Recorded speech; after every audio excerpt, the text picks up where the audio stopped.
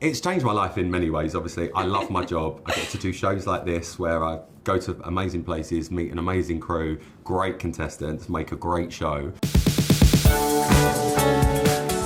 First award, most likely to win competition. Well, I think it's definitely you, Rylan, next person. I think most likely to win.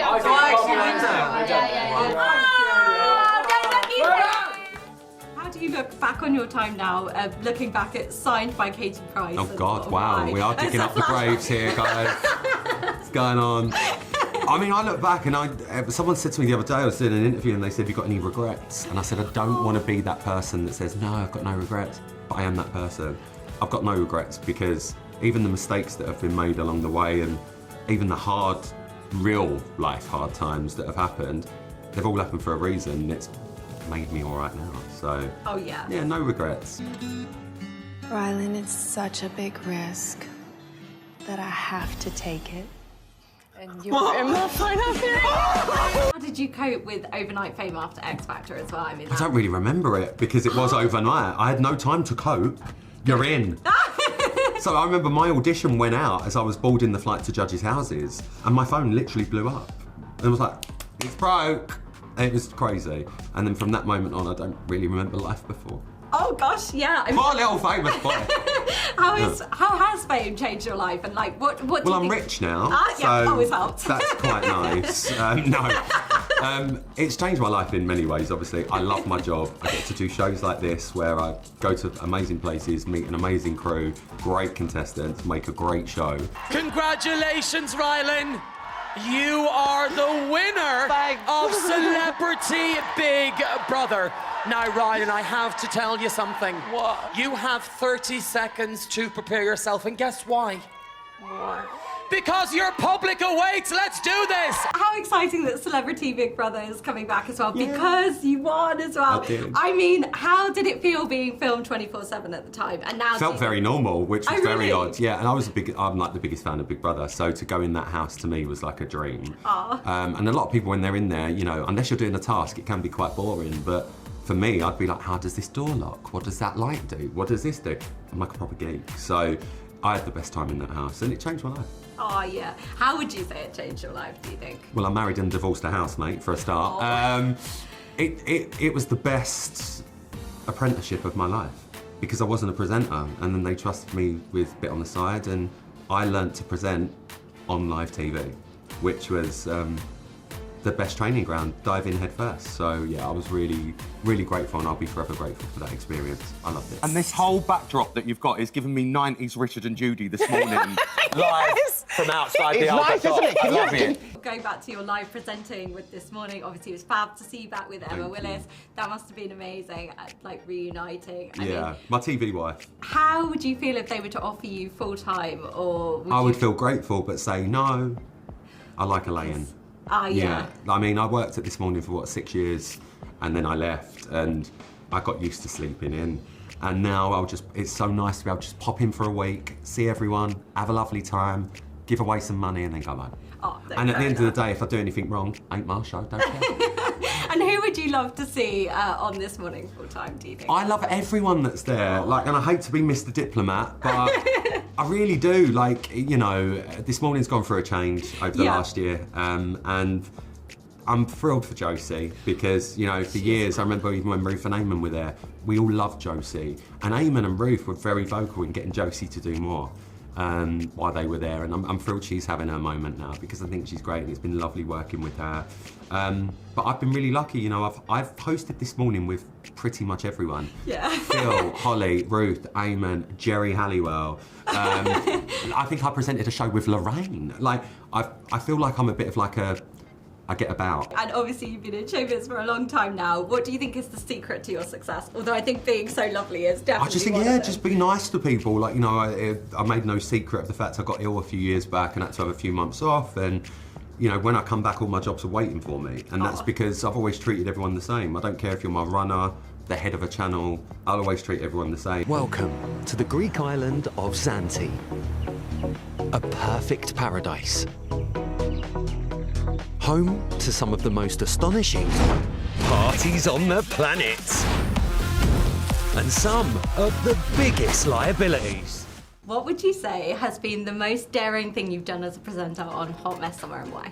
Oh, the most daring thing I've done on Hot Mess, actually going to the villa with the guys. So going into their lair was eye-opening because I'm quite a clean freak.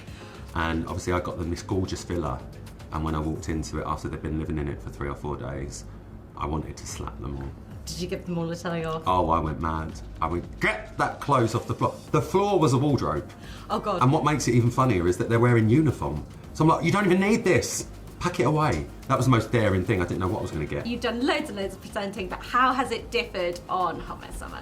The heat was a factor when I'm trying to wear like trousers and a shirt and everyone else is in a bikini.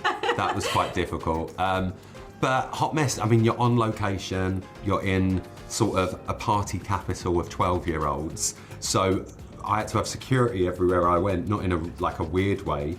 But if I would, where we filmed, we were quite close to the main strip in Zakynthos in Zante.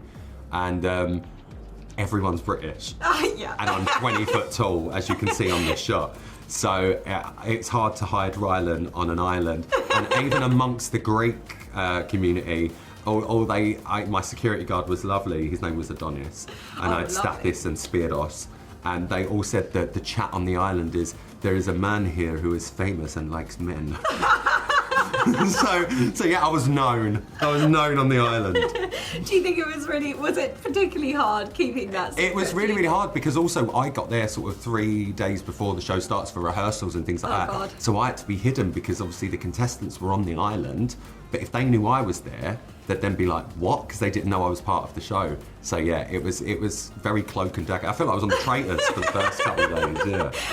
You guys are going to be running everything, top to bottom. What was the most challenging thing of filming Hot Mess Summer as well? I'd say the most challenging thing was obviously the reveal, because all of these guys think they're going on a show called Party Summer. So we were all interested to see what would happen when they found out they were actually there to work and that they'd been nominated by their friends and family. And we had a few walkouts, a few storm-offs, and then it was, right, damage control. And obviously I had to go chasing after people, sit them down, talk to them, say, look, if you don't want to do this, you don't have to, but you're here. There's money on the line. So yeah, Mr. Keep the Peace for now. Time to clean the bar down. Are you winding me up? No drinking on the job. When I'm doing shows like this with the Hot Mess lot, you know, they're all quite young, and I started at the age that they pretty much are on the show. And so for me, just to say to them, you know, some days you get annoyed and they might want to take that out on the crew and stuff like that, but I'm like, that crew are the ones that are here to help you. Like, don't do that. If you want to take it out on me, I can take it. And obviously I've seen the whole series and watched it all back and everything, and it's just so nice to be able to go, we made that, like we were part of that. And especially where it's the first as well. I've been very lucky with some of the jobs that I've done, but a lot of them have been inherited. So like Big Brother, Supermarket Sweep, people have done it before me. Oh, yeah. So something like this, it's nice just to have my little stamp on it, and fingers crossed people like it. How do you find, like, with the edits, when you're waiting to get them back, like, do you ever feel nervous about that at all? My biggest worry when it comes down to work is edits, because I'm a live presenter. Yeah. So I know when I'm on air live, I'm in control, I say what I want. If I make a joke, I know I can say it in the way I intend it to. Where in an edit, they could cut at the wrong point and all of a sudden you're cancelled. So I always worry, but no, the team on Hot Mess have just been amazing, and we're working with the best in the business. So I'm very, very happy. The whole Prime team have been amazing, so it's been lovely. Oh, definitely. And do you feel you learned anything differently with this? Oh, I've learned what the cool kids are down with. Okay. Some of the songs. Good. Around their age, I was just did a boy band in Ibiza, and then obviously went on X Factor. So it's seeing what my life could have been if I didn't do X Factor. I'd still be doing that, I think. Oh, yeah. I'll be out in Zante giving it one of them. Yeah, I mean, it's fantastic. That's how old I am. That was my move. What is wrong with me? Why? It's fantastic you got to fly out to Zante. I mean, how did that add to the experience? Well, actually, there was no business class on that flight, so I'm 6'4". I think I've got deep vein thrombosis. But other than that, it was great, right? Well, it was really, really fun. It was really, really fun. Just being on the island, like, when you hear Zante, I'd never been to Zante before, I was like, oh, like, is this gonna be horrendous? What a beautiful island. It is so stunning. And obviously because I was working a lot with Greek people on my teams, it was really nice to see it from the locals' point, like the people that actually live there, off season, on season. And Zakynthos town itself is one of the most beautiful ports I've ever seen. Like, I found a little hangout that I liked, a little bar.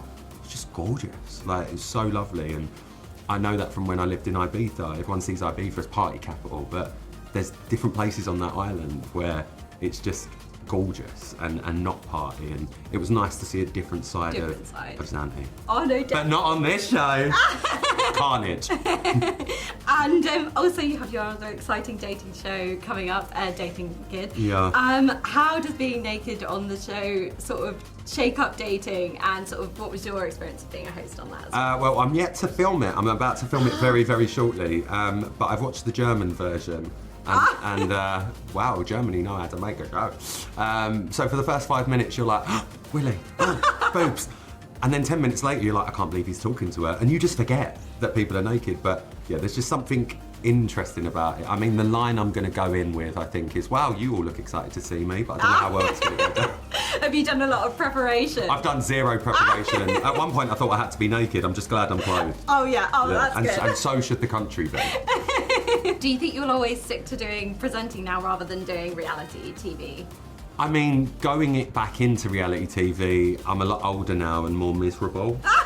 No, so I'm just a miserable, lazy man. So I don't know. I never say never to anything, because tomorrow I might decide I want to do this or I want to do that. If it's the right thing, I'll think about it.